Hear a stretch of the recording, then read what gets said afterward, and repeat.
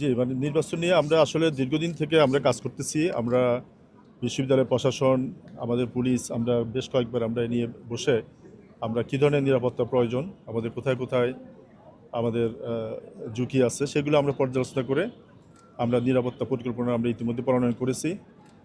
আমাদের রাজশাহী মেট্রোপলিটন পুলিশের যে ফোর্স আছে, আমরা সর্বোচ্চ ফোর্স ব্যবহার করার পরেও আমরা মনে করছি যে আমাদের আরও লোকবল দরকার। আমরা আমাদের পুলিশ হেডকোয়ার্টারের থেকে চাহিদা দিয়ে আমরা আরও 1000 ফোর্স বাইরে থেকে এনেছি, বিভিন্ন জেলা থেকে এনেছি আমরা।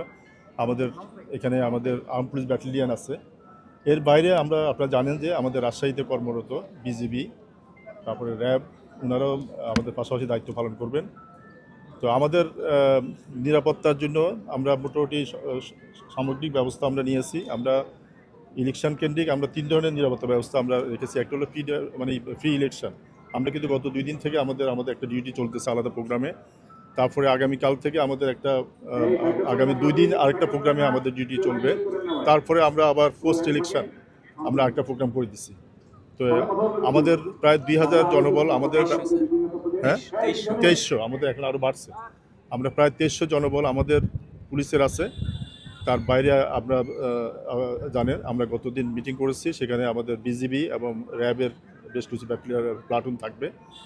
তো এই নিরাপত্তার ক্ষেত্রে আমরা মনে করি কোনো ধরনের সমস্যা হবে না।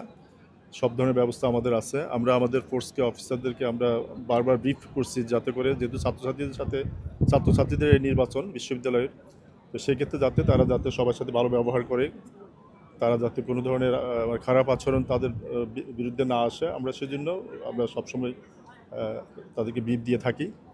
আর আইন শৃঙ্খলা অবনতির আমরা আশঙ্কা করছি না। তারপরেও যদি কোনো মহল চেষ্টা করে, আমরা কিন্তু সেটাকে কঠোরভাবে আমরা ব্যবস্থা নিব। আমরা কিন্তু আইন প্রয়োগের ক্ষেত্রে আমরা কোনো ছাড় দিব না।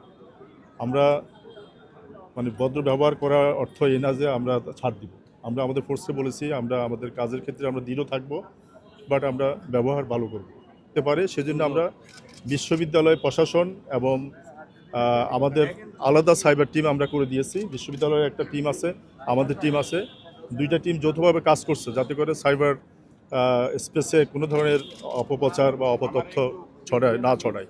তো সেজন্য আমরা কাজ করছি এবং সেক্ষেত্রে যদি কোনো ঘটনা ঘটে আমরা বলে দিয়েছি এটা যাতে আমাদের নজরে আনে, আমরা সেটা ব্যবস্থা নিব।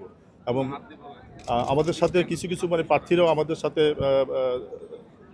আমাদের অফিসে গিয়ে দেখা করছিল এইসব বিষয় নিয়ে, তাদের ইস্যুগুলো বলছে। আমরা সেখানে বলছি, আমরা প্রার্থীদেরকেও বলছি যে তারা যাতে কোনো উস্কানিতে তারা যাতে প্রতিক্রিয়া না দেখায়, তারা যাতে কোনো ধরনের কোনো উস্কানি